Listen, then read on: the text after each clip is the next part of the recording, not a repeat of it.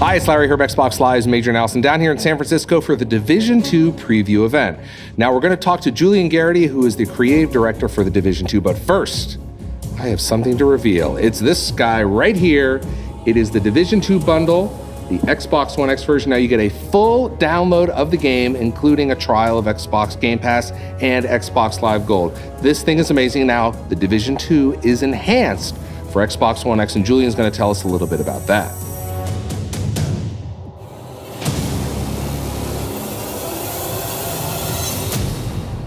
Julian, thanks for joining us. Great to see you. Thank you very much for having me. First of all, we just announced this great Xbox One X, the Division 2 bundle. Tell us a little bit about what the enhancements are. Actually, this is the first time I see the bundle, so it's a special moment. Special for both of us, everyone.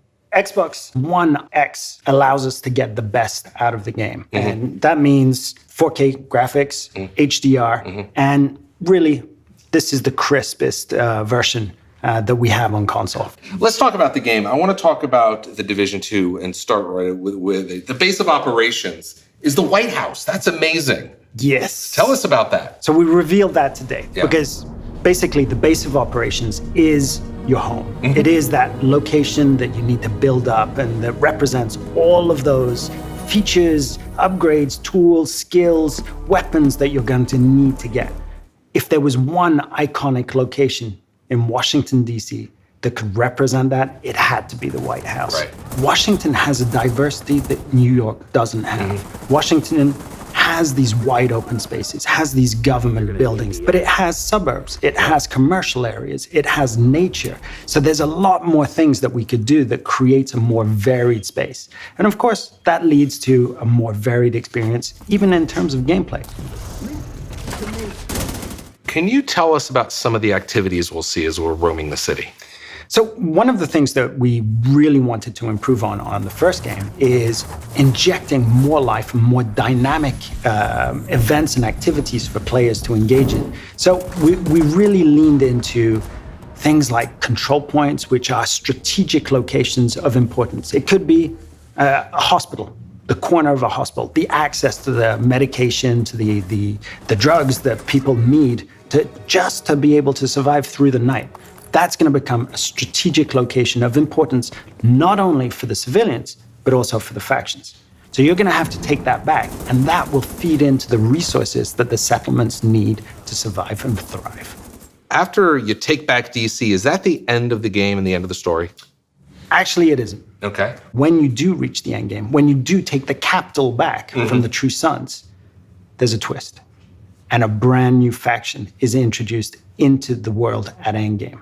And just their introduction is a transformation of the world.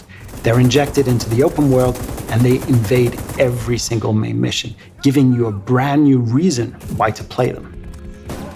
At E3, we went up and we said, our commitment to our player base is to provide a whole year worth of free content.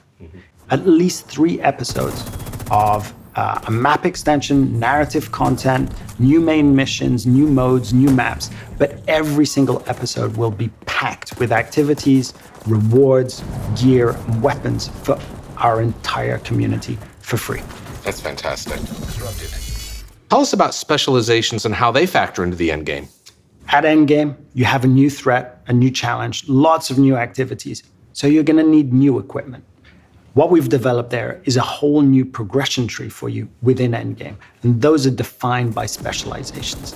Highlighted by a signature weapon, and that's a choice of a 50 cal sniper rifle, a crossbow with special ammunition, arrows there, and a grenade launcher.